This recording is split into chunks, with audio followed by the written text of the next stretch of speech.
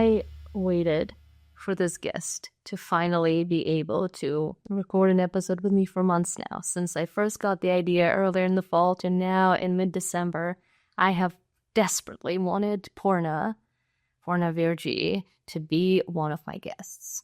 If you don't know her, Purna is the principal content solutions consultant at LinkedIn.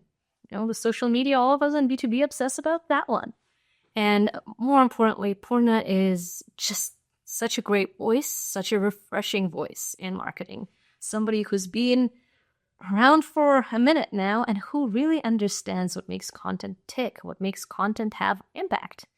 Purna is a globally recognized content strategist, and she is actually a best-selling author of the book High Impact Content Marketing, which I have behind me, and I do show it in the episode, so you know it's true. If you want to check out the cover, stay around for a few more minutes. Purna is based in Philadelphia, Pennsylvania, and she has previously led, before LinkedIn, global learning and thought leadership programs at Microsoft.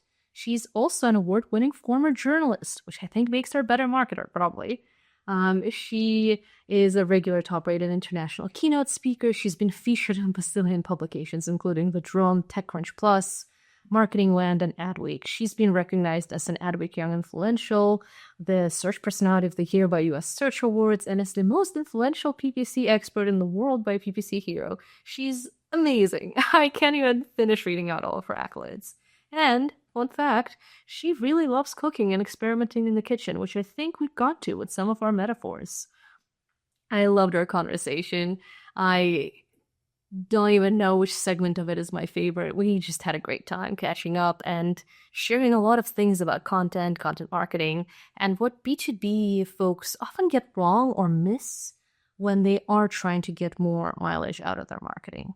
So stay here, get comfy, and cheers to another episode of Marketing Speakeasy.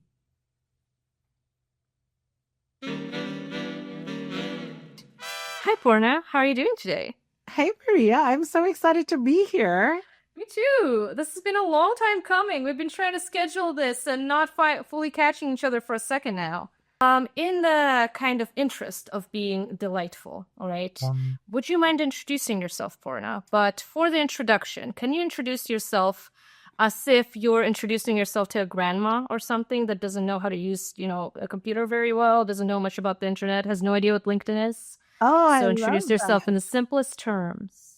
Oh my gosh, that's hard, but okay, we'll do that. So I at heart, I'm Purna, and I am a marketer, and I help people connect with businesses, and I help businesses grow by creating better content and stories and narratives in the best way possible. So I help people and companies show themselves in their very best light to the right people to help them do business, or help them grow their business and find success and find win-win solutions, which is what I'm all about. I think most grandmas would understand that. Here's another one, a way to introduce you that I think most grandmas listening to this might understand. You are also a book author, right? That's right. People understand books. Yes, I love it. I love that you have Book Baby with you. Look how she looks so beautiful in your hand. I was ready, yes, and she has been honestly read so many times. She's starting to curve, and I'm kind of upset about it. I had to take it off the shelf behind me because it started falling down because I've used it so much that it's curved. Oh, I love that. I wish it didn't curve. I need to straighten it back out. That is the best compliment ever. Thank you. My copy is not pretty anymore because I've used it so many times. That's what makes her the most beautiful. Well, I'm very, very glad to have you here. I am really excited for our conversation. The other times, every time we've talked, it's been delightful as well. And I think you have so many things to say. And I really, really hope that some people hear them from this. So that is my hope, to spread your message a little bit further, a little bit wider, hopefully reach a few more people that haven't had you in their orbit yet, because I think they should. Well, thank you. That's lovely. What are you drinking today, Purna? I know that I warned you, so you have a beverage as well, right? Well, I have a cup of warm tea with some extra turmeric powder added in because I'm feeling like I'm on the brink of getting a cold and I do not want to get sick. So I have a very, unfortunately, like a healthy beverage. So it's just ginger tea with a bit of turmeric in it. And so you can see it's a very There's stark nothing and boring yellow about that. color. Look at that color. That color like matches my background a I little know. bit. You should be I doing like it. that. Just turmeric, a little saffron, a little black pepper, and lots of turmeric powder in there to help Okay, that ward sounds off really good. any germs. It's I like an love that. Indian grandma recipe that grandmas learned from their grandmas, since we were on a grandma theme. So this is Yeah. this is a long-lasting generational recipe to help ward off colds and coughs and sickness. So Indian grandmas are all about turmeric then?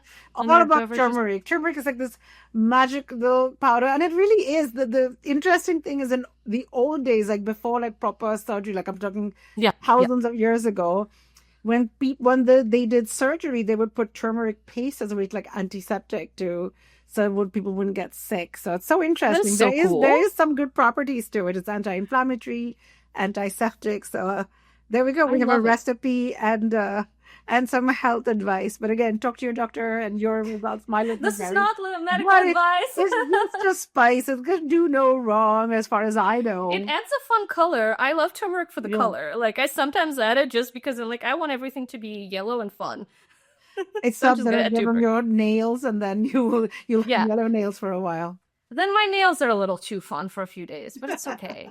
Yeah, it's funny. Ukrainian grandmas are also obsessed with the plant, especially for tea, for every illness you can think of. But for us, it's mostly chamomile. Oh, like yeah, well, that's tea. so calming and soothing. Yeah, and you put it on your eye, so if you have any eye issues like eye bags, or if you have like a sty or anything, you're supposed to put a tea bag of chamomile tea and like lie I love that. Do you need it works. It? Like, does it have to be really cold or just like room temperature? Warm. You want it to be warm. That's part of the point. Oh. So not like scalding hot, but like warm as you can do. Yeah. Oh, look at that. We should forget talking about marketing. Let's just talk to. So what are you drinking? I am. This has also been a very non-alcoholic podcast for me, even though I have titled it the Speakeasy. So we're not fully living up to the name. I do have a glass here. This is raspberry ginger ale. Oh, that looks really pretty. Because it looks fun. I feel like it looks cocktail-y enough, but it is still just a casual beverage that I can have in the middle of a work day and go back to work with. Which was, the goal. Yeah.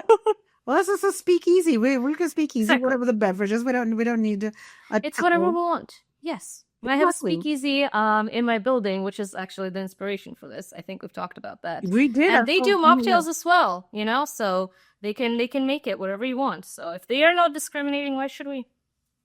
Right? Exactly. There's a time and place for a good drink and a fancy cocktail, and there's a time and place for tea or raspberry lemonade, which is lovely. Exactly.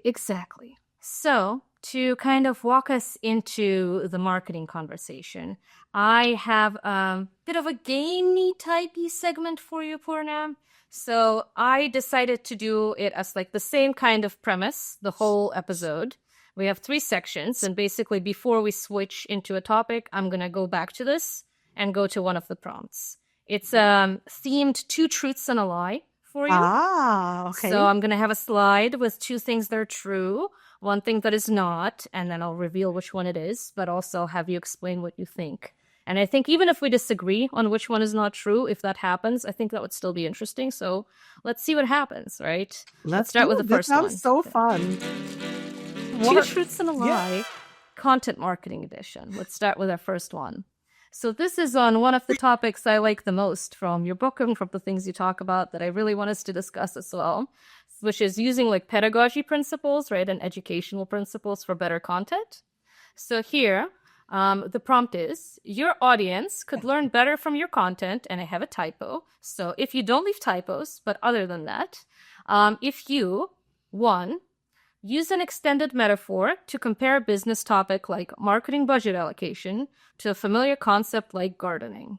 Does this seem true to you, Purna? That seems very true to me. You should, because how our brains work is when we learn best as if we can connect new pieces of information to existing pieces of information, and that helps learning stick. So you'll see in a show like Shark Tank or something, you'll be like, oh, this is the Netflix of X, or this is the Uber of cars, or blank, blank, blank is the new black. All of that works because it connects the dots. So yeah, I'm going with true. What are you going with? I think that one's true. We'll find out in a second. Yeah. I'm going to make our guesses first. Yeah. 2, Sit them down in a webinar and read out loud from a marketing textbook page by page for 90 minutes. This is definitely a lie. Funny for me, because Are you sure? That would be it would be like on how to alienate audiences and lose customers. That would be if we were writing the opposite book of how to win friends. Dale Carnegie. People. Yeah, exactly. It's like how to lose friends and de-influence people. Honestly, I feel like that would be a really good ebook. That would be such a fun ebook. This is a whole contrarian approach to ground market. We're like, forget it. We've had enough. We have no budget. That's what we're gonna do. We're gonna leave our product overview. You still need budget for a textbook, though, right? So it's a little bit of budget. Yeah. Okay, and number 3, before I reveal, is distribute learning over time. For example, scheduling multiple LinkedIn posts on the same topic over the course of 2 or 3 months. I say that is 100% true. That's how our brains work. Then the Ebbinghaus curve of forgetting shows that the first time you learn something, you forget it until it is refreshed. So new learnings have to get refreshed a few times before they're fully locked in our long-term memory. And so, yep, if you really want to get associated, build brand associations, really stand out in people's minds as the person who speaks to the subject, or get your message to stick in people's minds, distribute it over time. Won't they get bored, though, if it's the same thing a couple of times? People think that, but most of us get bored of our messaging first before our audiences actually do, because that's not the only thing they're seeing. For us, we're spending so much time with our content, our marketing, our messaging. We spend most of our days on it. Whereas our audience, like if you were seeing an ad from, let's say, XYZ company, whoever made your beverage, for example, we're not seeing their marketing all the time. You may come across it once in a while, and then you're like, oh, it's still new and cool. And we remember that. Yeah, we really overestimate how much people remember. It's like, what was the last really cool? I mean, you had to read my book multiple times. Like, why didn't you remember all of it? All 108,000 words, Mariya, in the first time you read it? No, because our brains don't work like that. Yeah, like we were pulling up our own slides earlier of things we were both looking at very recently. Exactly. Even content that we've created, I'm like, oh my gosh. Like, what did I say? Yeah. All right. Well, here's the reveal, but I don't think it'll be particularly surprising. Number 2 was the lie here. Although I will say the reason I wrote that in particular is I feel like so many webinars and content pieces take that approach in particular. It grinds my gears so much, and I guess this will be our lead-in. So let me stop sharing. It grinds my gears so much when people are like, I'm making educational content, and it feels like their model from education is the most boring lecturer they have ever had to listen to in their entire life. And that is who they're copying with their slides and, looking at it and reading in this mumbled tone. It's like, and then let me go to the next slide. 50% of people in the manufacturing market will be doing this and this. It's like, oh, that's not what we mean. It's not what we need. But for so many people, it's when they think education, that's what they think of. Like we've all had a teacher or two who does that, whether it was at school or at university, whichever one. And they may be brilliant people, but they're not getting the information out, which is this. Your product might be brilliant as a marketer, but you're not getting it out. But then if you think back, like who's the best teacher you ever had in your life, or it doesn't have to be a formal teacher at school, or who taught you something in your life that stuck with you, like whether it was, baking a cake with somebody and you'll never forget that recipe, or whether it is, a really fun training at Microsoft when and look, as part of LinkedIn, we still own by Microsoft. So I'm so excited I get to do it. They had this like sort of privacy and compliance training, and how they did it was they created it like a soap opera. And oh my God, what? It was so cool. It was all about like privacy and information security and like, how about, we should follow ethics and what you should do, etc. and protecting, information, etc. They made it as a soap opera. There's this character called Nelson. In fact, Nelson has been in the press. You should do a little Google or Bing search for it later. But oh my God, it's all about Nelson, who was trying to train his AI model, but he used customer, was he wrong? And then this whole story about how his boss, who should have reported him, didn't. And they're trying to teach us about the correct steps that should have been taken, but they're doing it through this story of Nelson and his coworkers in this like fictitious division of Microsoft. And it is so good. And so like we all pay so much attention to that because it is fun. And Yeah. there's science to it, right? Heightened emotions, especially fun. Like when you make learning fun, or you can make it really sentimental. Any kind of heightened emotion will just make your memory just activate more. You'll remember more. Yeah. And you can think, like, if I had to ask you, like, if you close your eyes and what are the most vivid memories from when you were like 5 years old or 6 years old, chances are they're either times when you were really happy, really scared, with crying a lot or something, right? It's definitely not when I was sitting in a classroom listening to somebody reading out from a textbook. Although I remember a couple of those from college, mostly because I remember falling asleep and getting in trouble. Yeah. I was always in trouble for talking too much. So I'm like, yeah, Oh, me too. I will turn my weakness into my career. So exactly. It works out. Yeah. One day somebody will be happy that I talk. Yeah, but I love that. And I love that example from Microsoft too, because so many people, I feel, associate Microsoft with being boring, which I don't think is a well-deserved reputation at all, but it's just there. It's like Microsoft is just Microsoft Word, it's Microsoft Excel, right? It's so strict. And it's like, no, if Microsoft can make a soap opera out of an employee training video, what excuse do you have? Like, Microsoft is the coolest marketing, and not just that, but the storytelling even within it's so cool. I feel like it's super cool with all the things that they do. Why do you think, Purna, that so many brands, when they approach content marketing, right, and when they try to make it educational, why do they jump to these worst examples, right, of education that they've seen, rather than things that are more fun to make and to consume? Because I feel like as a marketer, you get so much more fulfillment making content that's creative, that's more fun, that's more out there. So it's like, why does everyone get stuck with the boring lecture approach, right, or like information dumping in terms of a blog post or a post, rather than actually thinking in terms of these things that work better and make everybody have more fun?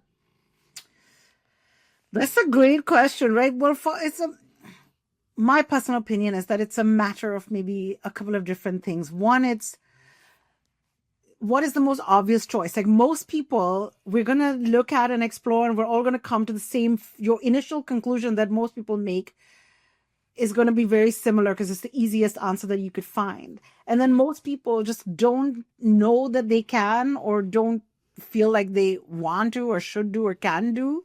Dig deeper. You can be like, okay, if I just thought about that, if that was the first answer that came to my mind, then chances are everyone else is thinking about that. Yeah. So how do I differentiate myself? That doesn't really come up as often. Or the other thing is like, well, that's the example that they've seen, and be like, well, this is what education looks like, so I'm going to model myself after that. And people want to do what everyone else is doing. It's the quote unquote safer choice to be like, well, XYZ competitor is doing that, so I should just do that. And your competitors aren't necessarily smarter or better than you. It's like, you know better. And then the third reason why I feel it happens is that people get stuck in the very me central way. Like, I need to get this message out. I need to do this. And so I'm like, oh, then you'll see messages that go like, we put our customers first. So like, we care about this, or I'm like, you're weeing all over your customers. And don't stop weeing in public. You should be like, your needs are our top priority, right? Let's talk about you. Like, start with what your customer, it's never about what do I want or need to say. It's what do they want or need to hear or learn. And if you start with that, it's such a simple but powerful shift. And I'm not saying it's simple or easy to do, but you have to. Yeah, it's simple in terms of the concept is simple, but actually implementing it is difficult, right? It's simple, but it's not easy. It is. It's not easy, but it is worth it. So that's what I'm saying. Like, and the good news is because it's not easy and the bar is so low, and everyone's just going to look for shortcuts to make the bar even lower. If you take like a little bit of effort, right? Even on LinkedIn, if you're showing up with a little iota of personality, like, you're just easier to stand out because people get to see a real you versus the whole, very, very business centric, like the mask on your face type thing. Yeah, because everybody's wearing the same mask, right? And then Yeah. everybody is like indistinguishable. It's like, well, nobody's gonna remember you if you sound like all of your competitors. Sorry, that's not how that works. Because if you seem the same, if they Mm. remember you in the same way, then when it's time to actually, go on somebody's website and they're like, whose blog did I see that on? There's a chance they might go to your competitor, even if they saw it on your blog originally, because you sounded Yeah. just like them and they have the same blog posts. Will they even notice? Maybe not. Oh my Right? God, exactly right. And that's true. Like my sister team at LinkedIn, the B2B Institute, which is a whole Yeah. think tank, which is the Oh, best it's research. really cool. They, Yeah. I think they found, I'm not gonna, probably going to butcher the exact number, but it's like some significant, like 80+% of people's marketing spend is actually misattributed to the competitor. So like, can you imagine? Like we're already fighting for limited budget, 80%? something like that. I'm gonna But recheck more than this stat and half. tell you, but more than half of people like misattribute ads source to. But if everything looks the same, we're all sitting in the sea of sameness. Then why do you want to spend your precious hard-earned budget that you've had to probably fight for to go help your competition? You want it to be you, so you need to have distinctive brand assets. It needs to look, feel, and people should be able to know it's you. Right? If I'm going to Yeah. look at, let's say like Nike's, the Just Do It, of course, like Just Do It, you just hear it's Nike. If you see sometimes the same colors, you'll know it's them even, and it doesn't have to be a super gigantic, like Fortune 50 company. Yeah. I'm looking at, like, of course, SEMrush is not a small company by any means, Yeah. but SEMrush, they're so good with their orange, They with are. their purple, with their branding. Like it's everywhere, Yeah. them, and they infuse it across every single place that they go. And that has helped them grow so tremendously in the last decade that they've had such exponential growth. Like people know it's coming from SEMrush. Yeah, of course. One of my other favorite examples is Notion, because they've gone very much into the B2B market in the past couple of Yes. years. And I see Notion ads around New York City all the time, like on the subway, I see billboards, and I always know it's a Notion ad before I can process the logo, before I can actually read the line. I know this is Notion, and I know when somebody's copying Notion because it looks like it. Because my subconscious is immediately like, just walking by, seeing a bunch of, oh, is that a Notion ad? Right? And it's that. Like, you wouldn't have that if you don't have the differentiation kind of sustained over time. Going back to the principle we were talking about earlier, spaced repetition, right? Like showing up that message again and again, the same kind of colors, the same design, the same ideas, right? If Microsoft did a campaign, I assume doing everything as a soap opera, then at some point people would start associating the soap opera thing on LinkedIn with Microsoft, right? Like it happens over some time, and it's not that difficult to make the association, to be honest. You're so right. I mean, we're seeing this now it's the end of 2024 when we're talking about this, and Spotify Wrapped is something that everyone comes out with. And now every person is like, here's my business version of Spotify Wrapped. And it's so funny. It's become the term for like using people's first party data to pull stats. And it's in now pop culture everywhere. That is like I would say the pinnacle of like brand differentiation when you become the noun. It's like Pampers for diapers, right? It's like, I didn't even know a word for diapers growing up in Ukraine because everyone just called them Pampers. It's like Kleenex for tissues. It's Coke for sodas, which in multiple countries, that's the main word for a soda. You say, I want a Coke. Well, what kind of Coke? It's like, well, it might be a Coca-Cola, it might be a Sprite, it might be a Pepsi, but it's a Coke, right? So true. Or like Xerox for photocopying, which no one even does anymore. But of course, people still do it. And, yeah, but it's things like that. And I feel like so much B2B marketing is just not even trying to channel the power of all of that, because it's like, well, we're not going to do it because nobody's going to care. I feel like, I don't know if you see this, Purna, but I see this a lot. It feels like this weird self-defeating mindset that some B2B brands get into of like, well, our product's boring anyway. Nobody wants to pay attention to us. Nobody really wants to engage with our marketing. So we should make it as hassle-free as possible. We should be as forgettable as possible, but also in conversions and results now. And please remember us somehow all at once. It's the same. I feel like I don't know, like, what do you think? Like, to me, I feel like it comes from being super risk averse, where people just, like, no, B2B marketers is very rational. We just have to follow very rational, and people are going to do that now. But what it's not taking into account is the fact that, I love this principle of the 95-5 rule. From I forget the name, the something Ehrenberg Eisenberg Bass Institute. Institute, I believe. So, yeah. Yes. And my sister team B2BI talks about this a lot, where look, 95% of your customers are not in the market to buy now, especially in B2B. Like it's not like I finished a packet of diapers, I'm going to buy another packet of diapers, right? That you need, it's not. It's something that maybe you'll buy once every 3 or 4 years.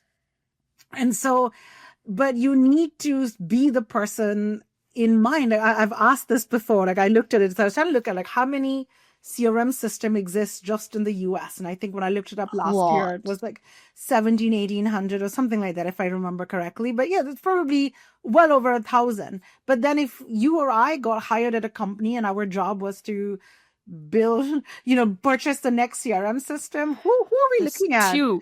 Probably like 3, or maybe if you were generous, like 5 names that we compare.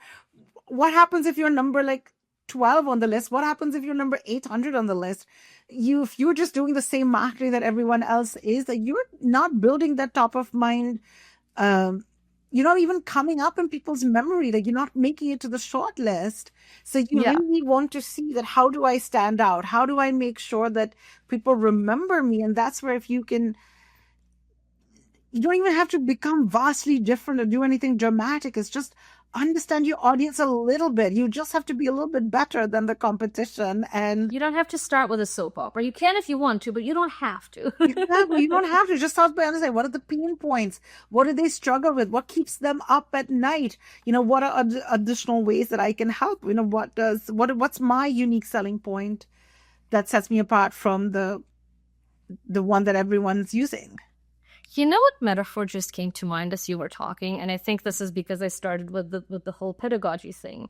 I feel like going after only that 5% of buyers that are in market with your marketing material is the equivalent of only studying for tests and final exams by cramming the night before. It's like, I'm just going to try to squeeze as much information into this brain as I possibly can in this last possible moment, right before it's going to come crunch time and there's a decision to be made, right? Whether it's a grade or who you're buying from or who you're getting on sales calls from. And you're never going to learn as much as you could have in that last night cramming, right? Trying to down Red Bulls at 3 a.m. or whatever somebody's doing. Yeah. Versus studying throughout the semester or studying throughout the years of your degree. And I feel like it's the same thing. Going after the 95%, doing it in a spaced way, building that relationship over time. It's like doing your homework. It's like turning in all of those assignments. I love that. That's the best analogy. It's perfect. It's so perfect. Because when you cram, you remember nothing. But if you put in the work, then you'll get that joy. You'll get the joy of learning as well. Yeah. And I feel like the other part of this metaphor that I'm liking now that I think of it is cramming does work, right? So there's been studies on cramming. It works. Of course, it's better if you cram than if you don't, if you haven't studied. But how long is it retained? And it's not retained for that long, which I think is the same thing with these like conversion-only optimized marketing tactics. Yeah, it's going to work on somebody. You're going to get some sales. You're going to get some results. But what you're missing out on is how much more could you have had, right, if you did it over time, if you spaced the effort out. That's what I think is missing. Exactly. Almost like you can compare to weight loss. You could do a really turbo crash diet. You might lose weight in the short term, but then it's going to come back. It's going to be worse. Yeah, exactly. It's going to be so much worse, and you'll have done damage to your systems. You'll have done damage to your reputation. So, no, I really agree. Like, we need to be planting seeds and not just, if we cut every forest without reseeding it, we'd never get more trees. So I'm just realizing that we're really doing what we preach here. We're like spacing out things and going back to things we've already said, and we keep using analogies. I love it, exactly. We're demonstrating it. Yeah. Well, what would be your advice, Purna, to a company or like a B2B marketer that might be listening to this and thinking, yeah, we wanna try this thing. We want to actually differentiate ourselves, be a little more creative, but they said we don't need to do the whole soap opera thing immediately. How do we, dip our toe into being a little more creative? What might be some strategies we could use to be a little more interesting, but not fully diving into the pool yet? Well, one of the lowest hanging fruits as a way to differentiate yourself by going with something that is truly unique to you that none of your competitor has are your people. So looking at building the thought leadership presence of your actual humans is such a good way to go about it. It is, because nobody else has your people. No one else has your people. They may have the exact same offering. They may have the exact same everything else, pricing, you name it, but no one else has your people. And that can set us so apart when sales cycles are getting so much longer and companies can look similar. They offer different things. Like, what can make you trust one, right? B2B is trust is so important because it's not just one buyer. It's not like me going in and saying like, well, I decided I like number 89 on my CRM system list. I'm going with them. You could justify that decision. Like, your job's on the line. It's not just you. It's like, just because I'm signing the contract doesn't mean I'm the only one. There's end users, there's peers, there's other ones who may have, there's a whole hidden buyer market. There's a buying committee of people involved in that decision. So I've got to make sure that I buy the one that everyone would sort of feel comfortable with and feel safe with, so that I'm not losing my job or being like, she chose Rando 89. We've never heard of them. She obviously should have chosen number like 1 or 2 or 3 on the list. Like, where the heck's Purna coming from? And is she really the right person? So you need to go with a company that people can trust. And that's why trust is so important. And so one of the best ways to build trust is through people, right? People follow people before they follow. People trust people. Yes, people trust people as well. And so if you can take your people, your unique assets that no one else has, and showcase them, have them talk about their expertise, it's so valuable. Especially, let's say you are a company and you're trying to appeal to a very technical ICP, then have your technical people share content, because guess what? They're speaking the same language, they're speaking the same jargon. They can talk about your offering in a way that is going to be the audience will be most receptive to, rather than like if you had me talking about something like super in the depth, like engineering, like details, like you don't want to hear it from me. I'm not an engineer. Oh, damn it. I have to put away the rest of my notes. Oh, whoops. Well, here's a question that I hear actually pretty often whenever I bring this up as a suggestion as well, because I support it. And I'm curious what your answer to this would be, Purna. What if I'm afraid to build up my people too much? Because what if they leave their jobs and they're going to take that personal brand that they built and their following and all of the trust that they built away with them to my competitor potentially? I don't want to invest in promoting my people too much because they can leave and screw my company over afterwards. I know, but I think that's such a short-term, short-sighted approach as well. It's the same thing about like, why should I invest in training my people because they can leave? But people are going to leave. There's always going to be flux. But if you invest in them, like, people will be more likely to stay at a company that feels invest in their growth. Like, every time I know, I've had a long career. Like, every time I've left jobs, it's because I felt like I'm stagnating, I'm not growing, or no one and no one cares enough to do anything different about it, right? Or that does nothing. But if people are like, listen, we want to build you up, we want you to build your presence, we want to encourage you, we're training you all the time, like, that's a company that who wants to leave at a place that wants to see them get better and better. So look, you can't avoid, people are going to leave, but if you can give them reasons to stay by actually investing in them. Yeah, you can manage that risk in a whole different way than avoiding, even benefiting from any of this. Yeah. You can just manage that risk by lowering the likelihood that they want to leave. I also think the other part of this that's often missing from that kind of fear mindset is that even when people have left, they often still end up marketing and promoting where they used to work. Because we end up looking at their CVs, right? We end up looking at their LinkedIn account, right? And you see where they used to work before, and you go, oh my God, right? Purna works at LinkedIn now before she worked at Microsoft proper, right? That makes sense. Maybe I'm more interested in Microsoft now because I remembered something. I have conversations pretty frequently with people who start telling me about other jobs that they've had a couple of years ago and how great the team there was and the things that they're proud of that they built there. And that makes me more likely to go check that company out or trust them later on because I'm like, well, I love working with Rob, right, or something. And he said that this company is really great. So, and he's still proud of the work he did there. So whenever I see their marketing next time, I'll think, I wonder why Rob is still such a fan, even though he hasn't worked there in 3 years. Right? Exactly. That's so true. Like, your advocates can still be your advocates long after they've left. Like, I talked about Microsoft on this because there was something that I'm so proud that I worked for them. I learned so much. They invested in me so much. Like, it was an incredible company. And I would say the same about LinkedIn. Like, there's you want people to go out and wax lyrical about you. So that's an excellent point. Yeah, and it's not like everything's just erased the second you change your job title. Like, you're not the same person. Everything you did has suddenly disappeared. Like, no, that's not. It's still there. The stories are still there. The associations people have are still there, right? Nothing's getting ripped away from you in the way that I think people are so afraid of. I love that. 100%. That's a really great way of looking at it. Well, for our next kind of transition, I have another truth and a lie.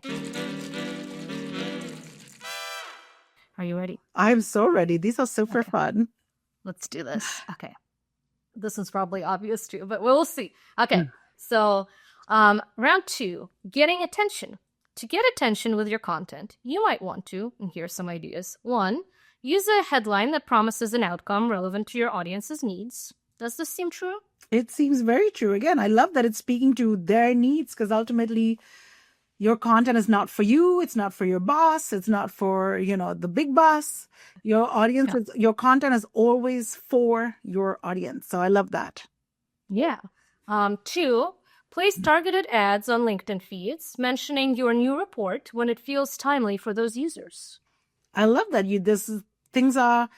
That feels very true, because it says it's targeted ads. So you're reaching the right people, mentioning your new report when it's timely. And so the right people, the right message at the right time. Sounds very true. Yeah, there's the assumption here of LinkedIn feeds, because if it's a B2B topic, LinkedIn is often where people go to seek those topics out. So even the platform and the channel here is matched a little bit here, right, as well. Because I feel like if we were advertising, I don't know, cheese sticks probably wouldn't be the right place to put a report. You never know. Now you've triggered a craving for cheese sticks in me. And so we're a LinkedIn audience, and we want that. A week later, I'm going on LinkedIn, sell cheese sticks. Oops. Who knows? Well, maybe, at the end of January, when everyone's falling off their diet and they're like, we can't do this anymore. It's all cheese sticks. Cheese sticks, go for it. No. And number 3, make your introductions as sensational as possible without delivering on those promises. Oh, yeah. That is the how to... What was that movie? How to Lose a Guy in 10 Days? This is like how to lose your audience in like 10 seconds. So, yeah. How to lose your audience in 10 blog posts. Even 10 blog posts, exactly. Like, and people won't even give you 10 chances. It's like 1 or 2 chances and you're gone. It's like, fool me once, shame on me. But I mean, shame on you. But fool me twice, shame on me. Shame on me. Yep. And you're empty, no trust. Trust is so easy to kill. So yeah. I would say do not do that. You are correct. That is the one that's not true. Making introductions as sensational as possible, which is, I would say, everyone's familiar term, clickbait, right? Exactly. Because when I think of clickbait, I think what makes it clickbait isn't even how shocking or sensational the thing itself is. It's, do you actually deliver on it, right? I think you talk in your book about like having a social contract with your audience, right? Yeah. And having those expectations and actually meeting them. You have to. If you want to win trust, if you want to be in business for a long time, then, you never want to open the curiosity loop without delivering on it. You always want to make sure that, okay, I'm promising like the coolest thing you've ever seen, then it better be the coolest thing that they think they would have ever seen. And sometimes it is. If you genuinely have a cool soap opera for your employees, you don't need to talk that down. You can say it's a cool soap opera for your employees. Exactly. Like, it's the coolest training I've ever taken in my life. And it's true. And that's the target audience. And again, cool is for the target audience to decide on too. Like, if I am a veteran soap opera writer, then I'm going to be like, cooler. Yeah. Whatever, maybe it's good, but like, I could have written it better. I don't know. I think it's like perfect. So, but you never know. Like, what has to be cool is what your audience defines as cool, not what your boss or your stakeholder or your client defines as cool. Or your mother's voice in your head that keeps telling you that your soap operas are not funny.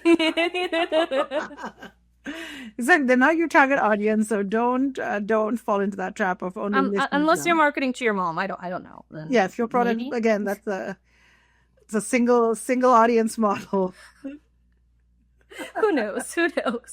So, could you explain to the people listening, if they're not familiar with it, what a curiosity loop is? Because I feel like that's language that not all marketers use. Well, yeah, I think it's just a fancy way of saying like, oh, if you make people curious, so you sort of open up that it's always a loop because curiosity is created and then it has to be satisfied. Like you see in most good movies, like yes, even though the endless Netflix TV series, like they keep you going, like they end on that the what's it on Cliffhangers. cliffhanger, exactly. I was trying to find the word. So No it ends on that cliffhanger, and you're like, oh my God, I must see the next episode. So then you're like, okay, I'm not sleeping tonight. I'm going to do that. Yeah. Many of my nights have been like that. But it delivers each time, and then it keeps you going. But if the first time it opened up the curiosity loop, and then I was like, I wanted to invest more of my time and energy and effort to consume, because that's what takes effort, right? Consuming content. Ignoring it takes no effort. Giving attention to it. Yeah. Exactly, because there's 8 million things, other things we could be doing, like whether in life or whether consuming content. If you say yes to one thing, you're saying no to something else. So the curiosity loop is exactly that. It's just like open it up and then close it, like close the loop. You gotta close it. Yeah. And I think what I find cool about this concept of like cliffhangers or curiosity loops is the scale that they can work at changes, right? And you want to work on it on different levels, because if you're thinking of a show, you have the show as a whole, right? So there might be the season, right? So the start of the season versus the season finale. If you're doing another season, you want the end of the first one to have a cliffhanger, right? But within that season, you might have 12 episodes, and each episode should also have a cliffhanger, at the end of it, or something that makes somebody curious to look at the next episode, and then you resolve it at the start of the next one. And within an episode, right, you might have multiple conflicts, multiple scenes. Each one makes you want to see more. And it's the same thing with content. If you have a blog post or a LinkedIn post, you want the title of it, to be interesting, so you read on. You want every next sentence to be interesting. You want every bit within the post itself, as well as your post as opposed to another post that you might have. If you're doing a series, it might be across multiple posts, might be across your whole brand, and you can play with this. It can be as small or as big as you need it to be. 100%. I love that. That's just brilliant. Like everyone should be doing this. Like, please listen to Mariya. And if you don't, like, hire Mariya, call her, talk to her. I got my ideas from Purna's book. You made them even better by adding your own experience and all of that too. So, see, we're collaborating. This is such how a collab. This works. There we go. Yeah, 2 plus 2 makes more than 4. 100%. That's the idea. So what are like ways to think about attention that you think might be more helpful for people working in B2B marketing than the ways we commonly think of it? Because I find that people don't stop to think what attention actually means. It's just, we need to get attention. We need it now. We need clicks. We need downloads. We need likes. And there's not much thinking about what does attention actually look like? The fact that attention is a resource. The fact that attention is there for some purpose, right? And I know that you think about this because I hear the way you talk. I've seen your work. So what are these kinds of components of attention that you think marketers should understand? That's a really good question. Well, the first thing is like attention just for attention's sake is not going to likely get you anywhere. It's like you should always know. How I think about attention is, am I getting attention from the right people for the right reason? Yes. And for that, like my way of approaching the right reason and the right people is I create content using this backward design principle where I think about, okay, let me start the other way. So let's say if we're doing the normal way, the usual way of creating content has been like, we'll create content, then like, where should I put it? Who should it reach? And how should I measure it later? It comes later, like how I'll figure out how to measure it. And I'm like, no, let's start the different way.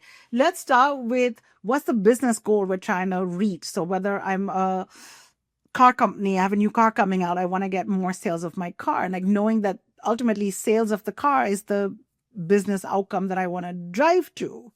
So then I'm like, okay, I'm a marketer. I'm not a salesperson. I cannot get people to like buy the car. So then I can drive audience behavior change. So then I have to think about, okay, as a marketer, what can I do that's going to lead to the business outcome? I can get people excited to come take a test drive or visit the showroom. Then my salesperson has more of a chance to be convince them to buy the car. So that way my audience behavior change outcome is whatever test drives or visit the showroom. that I can control, that I can influence to some way through good content. So only then, now that I know what I wanted to do and why, now I'm going to think about, well, who are the right people that I need to be talking to about this? Anybody and everybody is not my target audience. It's not one idea serves all. It's, I want to talk to people who really are interested in whatever the features of the car. Maybe I want to get people who've owned a previous model of my car to want to like upgrade to the newer model. Or maybe I want to reach like really like, car aficionados and try to get them to want to come in and be like, check out this cool new thing. So now whose attention do I want? I want the right people to come in because their attention is perfect. And so then when they start paying attention, when they're influencers, when I get meaningful people in that industry to start buzzing about it, then I've reached the right people. Then like even the media will come in. Like I don't need 100,000 views. I would rather get 1,000 views of the right people, which could be better for my business than that. So very often people are like, oh, I need attention, I need to go viral. And that's not helpful because the numbers might look great, but it's not going to reach down the line. So very much think like, who am I reaching? What is their, reaction? Then how are they responding to it? And then what are the results? So you want to try to like look at it that way. Yeah.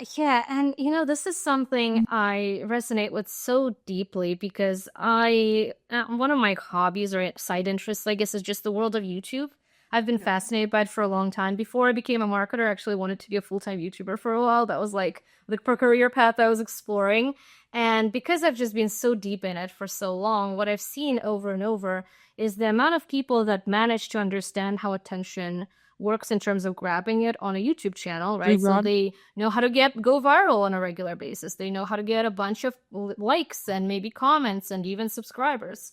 But then the killer question is, how are you going to make money with that? Yeah. Because so often these people know exactly how to keep getting attention. They have no idea who it's coming from, or it's from some weird audience segment that they feel like it's an unruly beast that they can't control. It's just some people come here and there. We don't know why. And then they end up complaining about the algorithm because they feel so beholden to it, because that's the only force really influencing anything.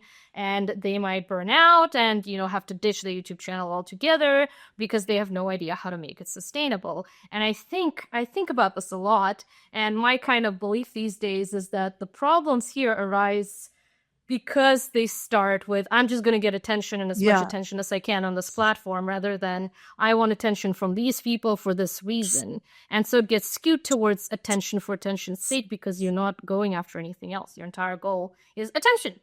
And there's no step two. 100%. What you said. By the way, you can still be a YouTuber if you want, Mariya. I'd watch you all the time on YouTube. I think this is going to end up on YouTube, so we'll see. Oh, there we go. There we go. Life ambition of side career. Side career. Yep. Noise doesn't equal. It's easy to make a lot of noise, right?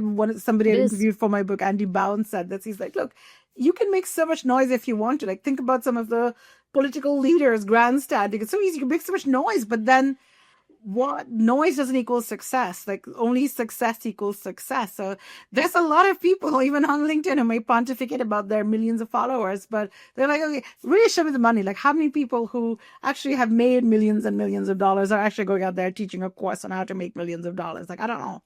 That's always my question. Most of them, they don't phrase it that way, at least. Even if they have, that's not the goal of the courses that they would put together, right? It's not how to go viral. It's how do you do a thing? And maybe one of the things is sometimes go viral, potentially, maybe if it works for you, right? I think it's people kind of mixing up the tools and the means. Or the means and the ends, rather, right? So it's like attention is a means to an end, but if the attention is what you're treating as an end in and of itself, then you're stuck. 100%. And there's nowhere else to go. It's great to go viral. Yeah. True, like the ice bucket challenge, that was amazing when I was trying to, help raise awareness about the illness, and whether it was Spotify Unwrapped, for example, it did go and became such a sensation because but that was the thing, people connected to it, and you want to connect to people, and for them, okay, it was great. Like, did it get them more subscribers? Actually, in some cases, we don't know, but the fact that they repeated it showed that it worked for them a few different, enough times to build that brand awareness too. And sometimes it's not all about lead gen in the short term, but exactly, that there has to be a reason, as you said. And you need to know what that reason is, because how do you know if your marketing was effective if you don't know how to define effectiveness, right? Exactly. And effectiveness is not always just leads. It's not always that.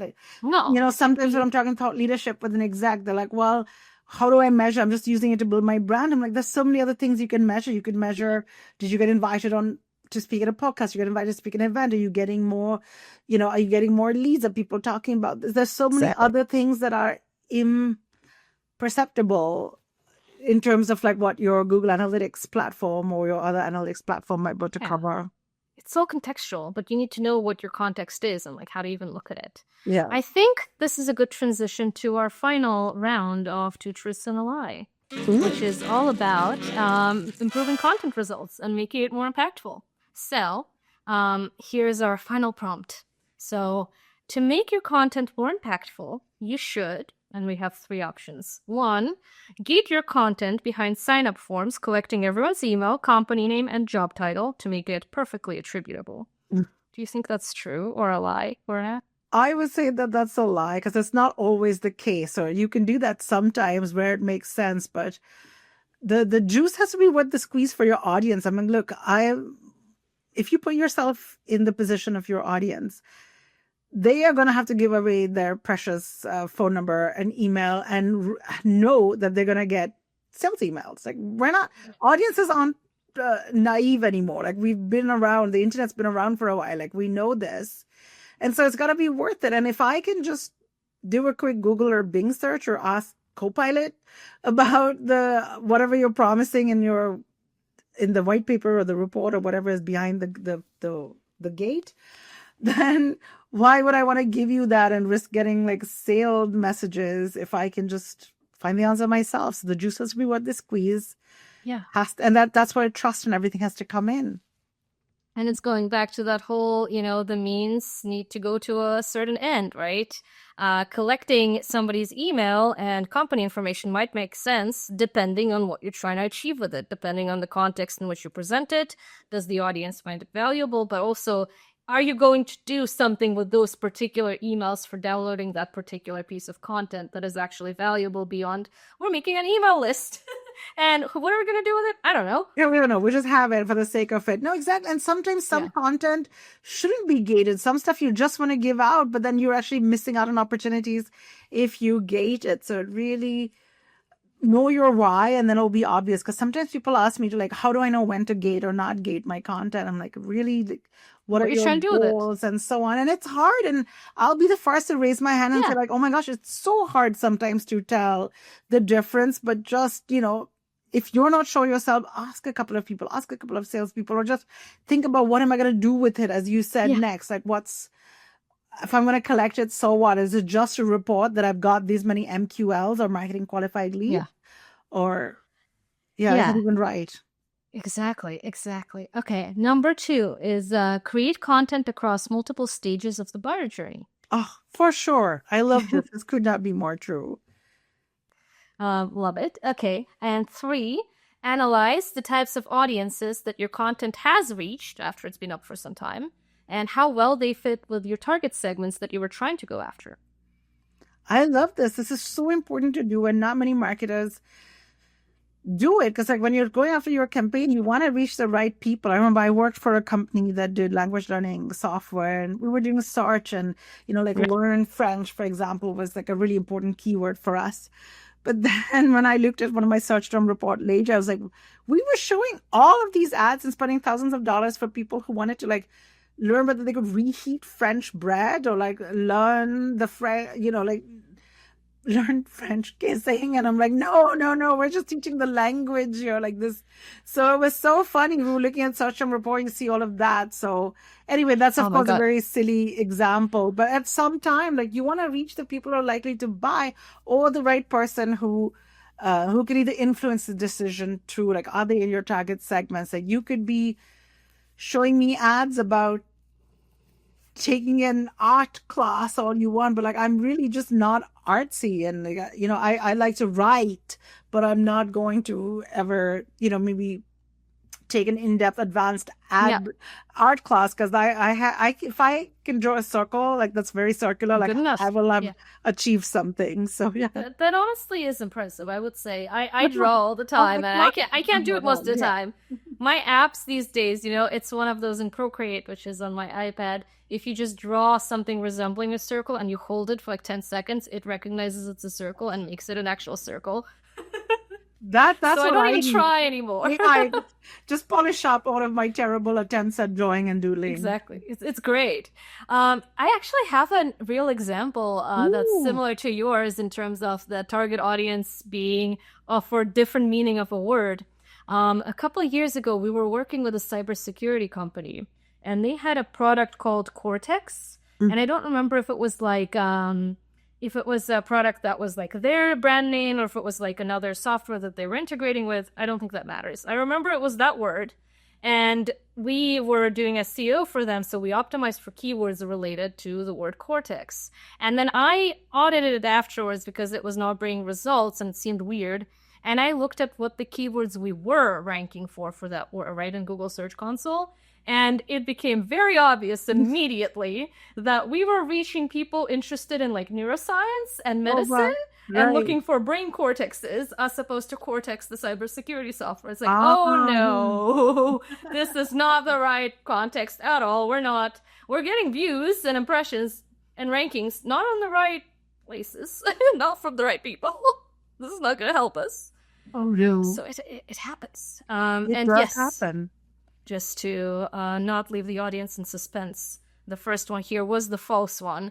And I know that it makes sense for some context. The reason I put this as the lie is because I'd say the other two, you kind of should be doing that basically all of the time, right? Like actually thinking about targeting people with content at different stages of the buyer journey, the 95 versus 95% of buyers who are in market, out of market, and analyzing who you're reaching with it. I think more marketers should do that versus gating your content. Not necessarily a practice everybody should follow all the time. Yeah, so I guess to finish up, let's talk a bit more about just what impactful content means, right? Because I'm sure you see all kinds of misconceptions, right, about this topic of what does it mean to make content impactful? Leads right now, leads yesterday, all fully trackable. Why are they not paying us money yet, right? That seems to be the consensus, I would say, on the more misinformed side. What is it actually to have impact with your content, and how should brands think about that? Well, I love this quote from David. So maybe it's a big question. I'll start here. I was trying to think in my head, where do I start? But I'll start here. This is an awesome quote from like David Ogilvy, which is like, never forget that at the end of the day, your job is to make money. And so you can compare that. Okay, if we're working for a nonprofit, maybe it's not like make money, it's getting donations or do something else. Or if it's in higher education, it is get more stream. Ultimately, it's all about either making money or growing or doing something, right? There has to be some kind of business impact. So we should be very aware that no matter what we do at the end of the day, there has to be a business result.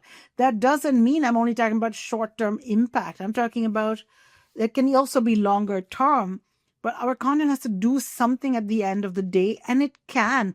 Where I think you talked about what grinded your gears. I'll share a little bit about what grinds my gears is when people see content as this means to a different end. Like, oh, I just need content for SEO because that's how I'm going to get my Google rankings. Or I just need content for this. So like, I'm going to make the algos happy. I'm like, if you stop chasing algos, like go after the people, because really algorithms are chasing people at the end of the day. Like they want more people. So just if you can give the people content that they want, that they need, that's relevant to them at the right time, right place, it is as simplistic as that, which, as we said, simple not equal easy.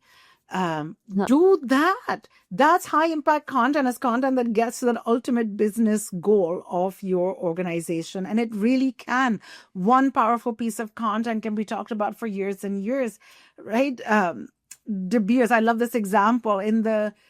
Back in the Great Depression, like almost 100 years ago now, diamonds, no one was buying diamonds. Like people could barely afford food. And so then again, De Beers launched their marketing campaign that said a diamond is forever. And they started associating diamonds with true eternal love. Yeah. And then it became, diamond rings became a part of every engagement ring after that. Like wedding rings didn't always have diamonds before. And so then it became a diamond is forever, became connected to everlasting love. And that's years, a century later, we still use diamond rings to propose, right? Orange juice. And that was from marketing, right? It wasn't just like people suddenly discovered like pretty shiny stone. It was marketing. Or even orange juice that many of us would have with breakfast this morning. It wasn't just people were like, oh, juice healthy, let's just start juicing oranges. It was these growers had this surplus of oranges and they were like, well, what do we do with it? We don't want to lose money by disposing of it.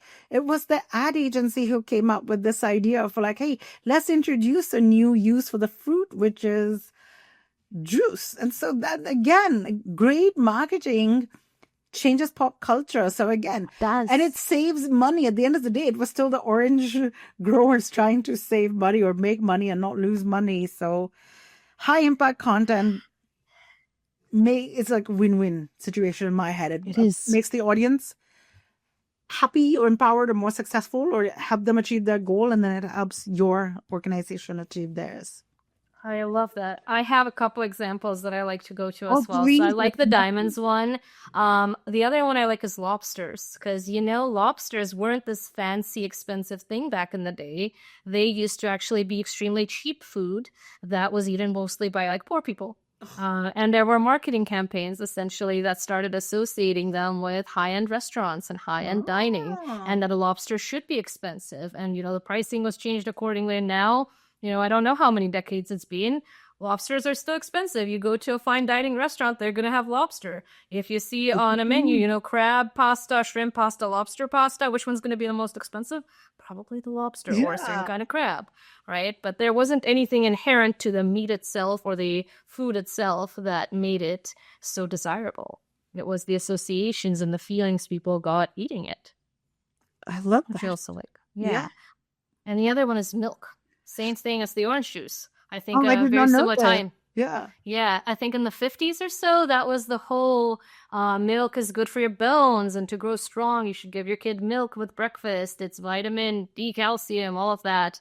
Again, didn't come from doctors, came from a lot of milk being around and people trying to figure out how do we sell this milk. Oh my gosh, just think about that, right? That's just so many things that are every day to day. Like content has the power to change what we do, what we choose to travel. Like so much of what we do is unconsciously influenced by the content we read. It is. And it's knowing, who to go to and when should they pay attention to it? What do they want to hear?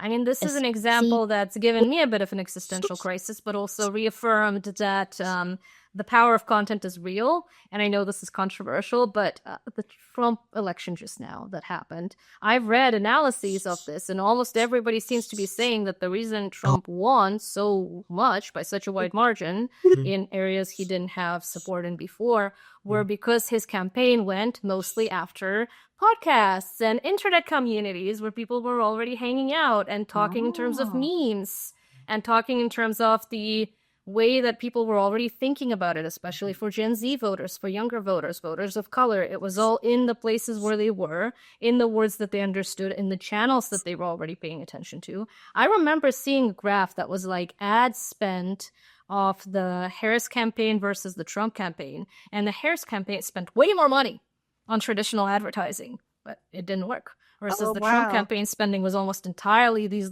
niche channels. Because they knew who they wanted to reach, they knew what they needed to hear, they knew what they wanted to say. It worked, right? Whether we like it or not. His target audience and spoke to key messages that were important to them. So yeah, I guess I can see that. Repeated the message. Political message. And the repetition, right? They'll say the same thing over and over. So, everything's content. And so you can't just say that, I need a content marketer to write blog posts for my SEO campaign. Like those days are gone. Like we have to get it with the customer. And also you're missing so much power of it, right? I feel like that's why content continues to be devalued because we keep devaluing it in how we practice content marketing. I see that. No, you know what? I think remember the internet, like when the dot-com bubble burst and Yep. then it became what it is? Like, that's where I feel like we're at the brink now, because what AI did, it made it so easy for everyone to create content, like every platform Another you bubble. go. Yeah, it's like, it's just, there's overwhelmed and more people are empowered. Everyone's become a creator. Like, there's so many people posting all the time.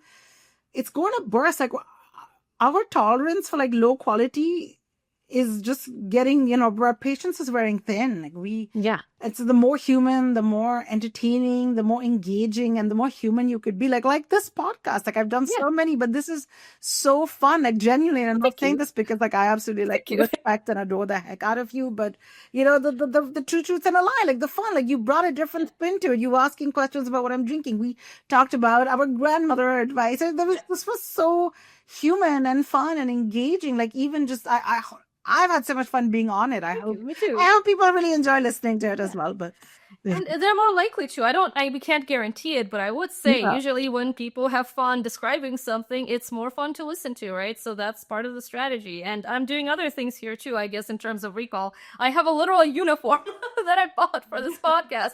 I wear this when I film it, so when these things start coming out, you will know which videos on my LinkedIn account are from the podcast versus something else, because I'm wearing this outfit and the light is different. I literally change all the lights in my office in terms of their color. They're usually not orange. That's I often do blue or white. Yeah. And I clip my hair the same way every time. So it's like, we're going to do the same things. We're going to have some of the same format. And it's familiar. It's kind of establishing trust. And it's also, giving people something they can expect. It's recognizable, but also it leaves room with these constraints, like creative constraints, for us to have more authentic conversations, because I'm not thinking, what should I wear today? On a day-by-day basis. It's figured out. It's done. I love it. You're creating your own distinctive brand assets, and you're a marketer that very much you walk the walk. You don't just talk the talk. Like, there's so many marketers who just talk the talk, and then you're like, look at how you're marketing yourself. And yeah. And I would say the same to you. I associate you with the color red a lot in your videos, like the red lipstick, often red shirts or red dresses. I often see that. So I think about Purna, I imagine you with red lipstick, right? So that's something that's associated in my brain for your content. Oh, I love that. That's so good to know. Yeah, I try to keep myself in my home office in the same seat. I'm like, just me talking to a friend. I'll try to do that all the time.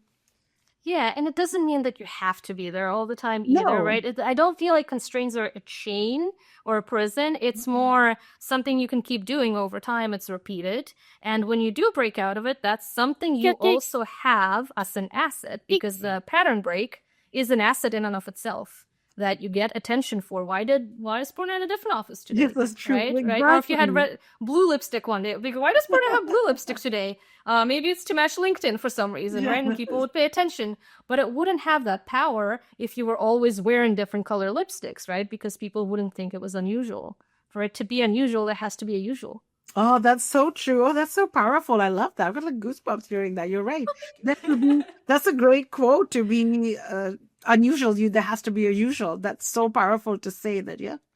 Yeah, it's contrast. Well, thank you so much, Purna. And we somehow managed to be within our time constraints. Woo, this was so fun. It flew by. I wish we could just do this for like 8 hours every day. I know. Just talk about all the things, have so many truths and a lie. Well, thank you. Thank you so much for joining Purna and I for our conversation, whether you've been watching or listening, whatever platform you're on. If you'd like to hear more from Purna, you could find her book, High Impact Content Marketing. We will have a link in the description. You can also find Purna on LinkedIn. She posts a fair bit. You can look her up. You can probably catch a talk by her somewhere at a marketing conference near you. And if she's not coming, nominate her. She should come. She's a great person. If you see her around, say hi. Tell her I sent you. Otherwise, I hope that you will get to learn more from her and that Purna might become another one of your regular marketing follows. Thank you for joining me. Bye-bye. In the shadows, brilliance glows. Low lights, bright ideas flow. Marketing's minds unwind in the speakeasy's glow. Spilling secrets, spilling drinks, legends meet where wisdom sinks. Vintage vibes with modern flair, strategies beyond compare. Sipping wisdom, sharing tales, marketing's past and future sales. Unfiltered conversations thrive in this speakeasy jive. Unlocking stories, secrets soar, marketing insights to explore. A toast to past and future dreams in a lounge.